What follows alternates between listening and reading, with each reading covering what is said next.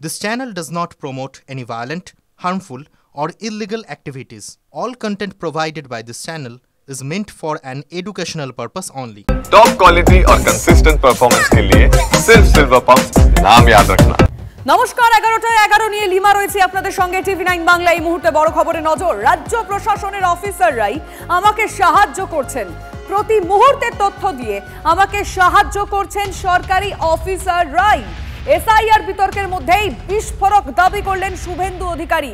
শতাধিক ডব্লিউবিসিএস 20 জন IAS officer তথ্য দিচ্ছেন। প্রশাসনের একাংশকে তথ্য দেওয়ার জন্য ধন্যবাদ জানিয়েছেন বিরোধী দলনেতা। বিএলএদেরকে চেঞ্জ করার জন্য বলেছে, কিন্তু চেঞ্জ করতে পারবে না, নিয়মে নেই। যা করছে ইলেকশন কমিশন পশ্চিমবঙ্গে ভোটার তালিকাই তৈরি করতে পারবে না। ভোটার তালিকা তৈরি না করতে পারলে ভোট হবে না। ইলেকশন কমিশন বুঝুক, বিরোধী দলনেতার কাজ মমতার প্রশাসন যেভাবে নির্বাচন কমিশনকে বিধ্বস্ত দেখাচ্ছে। আমার প্যাড, গুরুত্বপূর্ণ প্যাড, এলওপির প্যাড, তাকে ব্যবহার করে ইলেকশন কমিশনে আমি জানাতে থাকবো। আর থ্যাঙ্কস টু অ্যাডমিনিস্ট্রেশন প্রায় 100-র বেশি ডব্লিউবিসিএস, প্রায় 20 জনের বেশি আইএএস আমাদের হেল্প করছে। তারা সব তথ্য আমাদের দিচ্ছে প্রতি মুহূর্তে। তৃণমূল কি মনে করছে জানার চেষ্টা করব। এই মুহূর্তে জয়প্রকাশ মজুমদার আমাদের সঙ্গে রয়েছেন। জয়প্রকাশ বাবু, শুভেন্দু অধিকারীর বক্তব্য আপনি শুনলেন, কিভাবে দেখছেন তার এই বক্তব্যকে? দেখুন, ডব্লিউবিসিএস অফিসার বলুন, গভর্নমেন্টে যারা দায়িত্বপূর্ণ পদে আছেন বা আইএএস অফিসার, তাদের মন্ত্রগুপ্তি থাকে এবং এই শুভেন্দু অধিকারীরও মন্ত্রগুপ্তি আছে। এবং আজকে যদি তিনি বলেন যে তাদের সঙ্গে তিনি তাদের কাছ থেকে স্পাইগিরি করে খবর নিচ্ছেন, তাহলে দুদিকেই অপরাধ করা হচ্ছে। তাহলে সেই অপরাধ যখন ইনি মুখে স্বীকার করেছেন, অন্যরা তো কেউ বলেননি, তাদের নামও জানা যাচ্ছে না, তাহলে পশ্চিমবঙ্গ পুলিশের উচিত শুভেন্দু অধিকারীকে গ্রেপ্তার করে সংবিধান ভেঙে, মন্ত্রগুপ্তির অঙ্গীকার ভেঙে কারা এই কাজ করছে আর উনি বা ভাঙছেন কি করে। একটা সরকার তো এমনি চলে না, তাতে অনেক মন্ত্রগুপ্তি থাকে। সেই সব ব্যাপারগুলো যখন সামনেই বলছেন, এ তো সাংঘাতিক ব্যাপার। বিদেশেও তিনি এইসব চক্রান্ত, এইসব তথ্য পাঠিয়ে দিতে পারেন, ওনার যা ক্যারেক্টার। সুতরাং শুভেন্দু অধিকারী বিপজ্জনক, দেশের সুরক্ষার জন্য, পশ্চিমবঙ্গের সুরক্ষার জন্য। শুভেন্দু অধিকারীকে গ্রেপ্তার করে তার কাছ থেকে জানার দরকার যে যদি কোনো অফিসার থাকে যারা অল ইন্ডিয়া পরীক্ষা দিয়ে এসে মন্ত্রগুপ্তির শপথ নিয়ে একটা সরকারের বিরুদ্ধে তারা স্পাইগিরি করছে, তাহলে সেইটা সামনে আসা উচিত, তদন্তে আসা উচিত, সেটা শুরু হওয়া উচিত। শুভেন্দু বাবুকে গ্রেপ্তার করে তার কাছ থেকে এইগুলো জানা। আপনার বক্তব্য পরিষ্কার জয়প্রকাশ বাবু, অনেক ধন্যবাদ। সিপিএম কি মনে করছে সেটাও জানার চেষ্টা করি আমরা। এই মুহূর্তে সিপিএম নেতা সুজন চক্রবর্তীর সঙ্গে যোগাযোগ করেছি। সুজন বাবু, শুভেন্দু অধিকারী বলছে রাজ্য প্রশাসনের অফিসাররাই তাকে সাহায্য করছেন, আপনি কি বলবেন?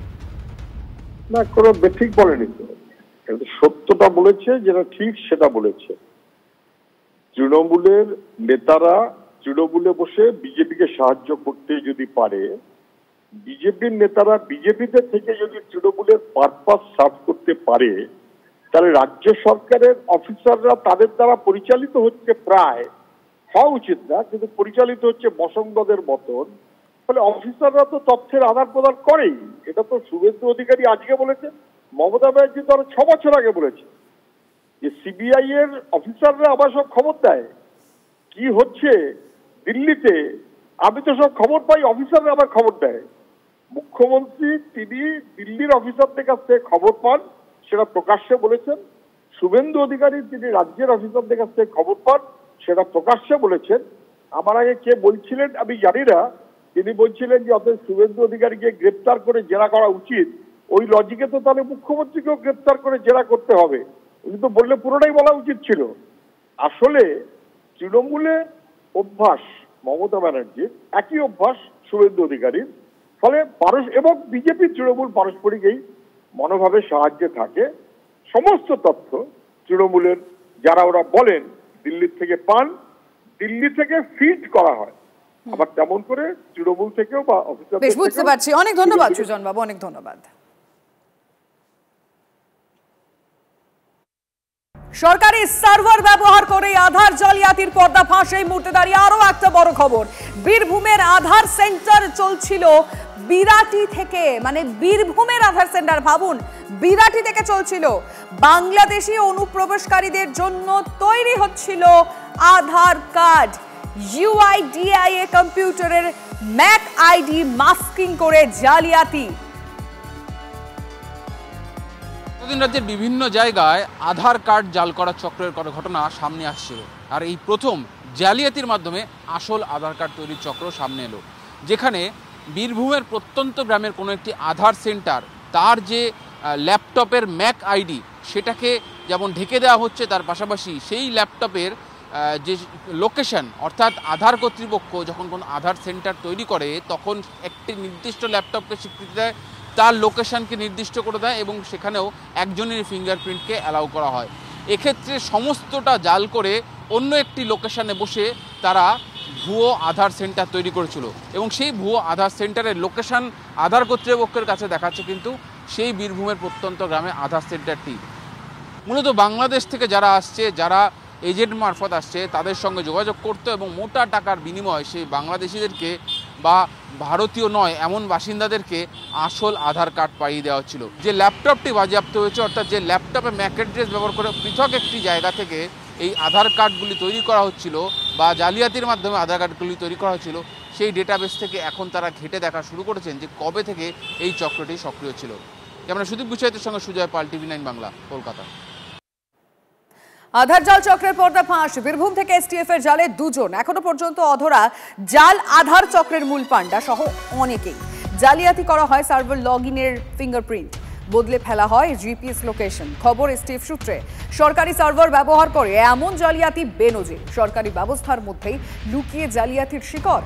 তদন্তে গোয়েন্দারা। কি কারণ কিছু জানেন না, বলেও নি কিছু না, ওনারাও কিছু বলে নেই, ও কিছু বলে নেই। কখন এসেছিল?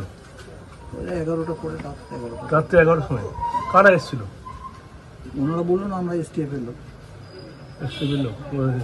হঠাৎ করে কি কারণ কিছু বলেনি? না, আমাদের কিছু বলেনি, বললো আমরা এসটিএফ এর লোক, আমরা দুর্গাপুর নিয়েছি। অনলাইনে কিছু একটা কাজ, আধার কার্ড সংশোধন এইসব করতো নাকি? হ্যাঁ, বোধহয় অনলাইনে কিছু একটা কাজ করতে হবে। কোথায় করতো এটা? করতে হবে বোধহয় গ্রামেও করতে, কোনো জায়গায় এখানে পাড়াতে ঘরে দিক সেদিক করে করতো। দোকান রয়েছে তো নাকি এখানে? না, ওর নিজস্ব দোকান নাই। কারো দোকানে কাজ করতো না, দোকানে কাজ করেনি। ওই মুন্না বলে একটা ছেলে কেন্দ্রাঙ্গালে নাকি, ওর কাছে নাকি ওর আন্ডারে কাজটা করতো। কতদিন ধরে এই কাজের সঙ্গে যুক্ত রয়েছে মিরাজ? কতদিন, মোটামুটি 6 মাস 8 মাস হবে বোধহয়। ওরকম কারোর সঙ্গে যুক্ত নয়, ওরকম ছেলেও নয়। হ্যাঁ, মানে ছেলে গ্রামে আপনার চড়ছে, দেখুন যে ছেলেটা কেমন। এই ঘটনা নিয়ে আমরা কথা বলেছিলাম বিজেপি বিধায়ক শঙ্কর ঘোষের সঙ্গে। তার বক্তব্য তো শুনবই, তার পাশাপাশি তৃণমূল কি মনে করছে সেটা জানার জন্য মলয় মুখার্জির সঙ্গে কথা বলি, তার প্রতিক্রিয়াও শুনবো। এই রাজ্যের মানুষকে রুখে দাঁড়াতে হবে এবং সেটা সমবেতভাবে করা দরকার, না হলে এই ধরনের নোংরামো এবং উই পোকার মতন পশ্চিমবঙ্গটাকে ভেতর থেকে শেষ করে দেওয়া অনুপ্রবেশকারী এবং রোহিঙ্গাদের মাধ্যমে, সেটা পশ্চিমবঙ্গের মানুষের ক্ষেত্রে আমি বারবার করে বলি, মমতা ব্যানার্জি আর কিছুদিন ক্ষমতায় থাকলে পশ্চিমবঙ্গের মানুষকে নরক দর্শন করতে হবে, এটা তারই একটা উদাহরণ। মূলত দায়ী হচ্ছে বিএসএফ। তো সেখানে বিস্তীর্ণ যে অঞ্চল, আমাদের বর্ডার অঞ্চল, সেই অঞ্চলে বিএসএফ এর দায়িত্ব আছে, তারা ইনফিল্ট্রেশন আটকাবে, কিন্তু সেখানে তারা রীতিমতন যোগ সাজস করে লোকগুলোকে ঢুকিয়ে ফেলছে।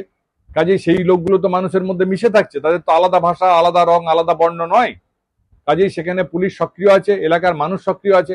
আশা করি সেই সমস্ত দুষ্কৃতকারীরা অবিলম্বে ধরা পড়বে এবং তার বিরুদ্ধে আইনত ব্যবস্থা নেওয়া হবে। এই নিয়ে আমরা কথা বলেছিলাম সাইবার এক্সপার্ট সাম্যজিৎ মুখোপাধ্যায়ের সঙ্গে। কি বলেছেন শুনবো। Aadhaar card is a right now মানে কি বলবো, সোনার থেকে দামিও একটা জিনিস আমাদের অ্যাজ এ ডকুমেন্টস, কারণ সেটার মধ্যে সব কিছু কানেক্টেড। সেখানে যদি এরমভাবে চেঞ্জ করে দেয় বা যারা ইউজ করছে সরকারের অজান্তে, এটা একদম ডেফিনেটলি, কারণ এটা রিমোট পজিশনে কাউকে সে যখন করছে তার সিস্টেম কম্প্রোমাইজ হলে তার পক্ষে এটা বোঝা সম্ভব না, বা অনেক ক্ষেত্রে তারা নিজেরাও হয়তো কোনো রকমভাবে জালে পড়ে গিয়ে তাদের অ্যাক্সেস দিতে হচ্ছে, এটাও ঘটতে পারে। কিন্তু এগুলো বিভিন্ন রকম টুলসের সম্ভব, যেগুলোকে মার্কস করে দেওয়া সম্ভব, স্কুপ করে দেওয়া। আমরা দেখছি ফোনের সিমের যে ফোনের যে IMEI নাম্বার সেটা স্কুপ হয়ে যাচ্ছে। আগে জানতাম ফোনের নাম্বার স্কুপ হয়, কিন্তু এখন IMEI নাম্বার চেঞ্জ হয়ে যাচ্ছে, লোকেশন স্কুপ হয়ে যাচ্ছে। তো এগুলো পসিবল, এগুলোর পিছনে সিকিউরিটি অডিট দরকার, এবং যাদেরকে অথরিটি দেওয়া হচ্ছে তাদেরকে ডেলি বেসিসে তাদের সিস্টেম অডিট বা এগুলো যেহেতু একটা ক্রুশিয়াল সার্ভারের সাথে কানেক্টেড, তাদের প্রপারলি যে আমাদের সার্টিন সেন্ট্রাল গভর্নমেন্টের যে অথরিটি রয়েছে, সার্টিনের গাইডলাইন অনুযায়ী তাদের যে প্রপারলি অডিট করা উচিত, সিকিউরিটি অডিট বা এথিক্যাল হ্যাকারসদের দিয়ে সেটা চেকিং করা,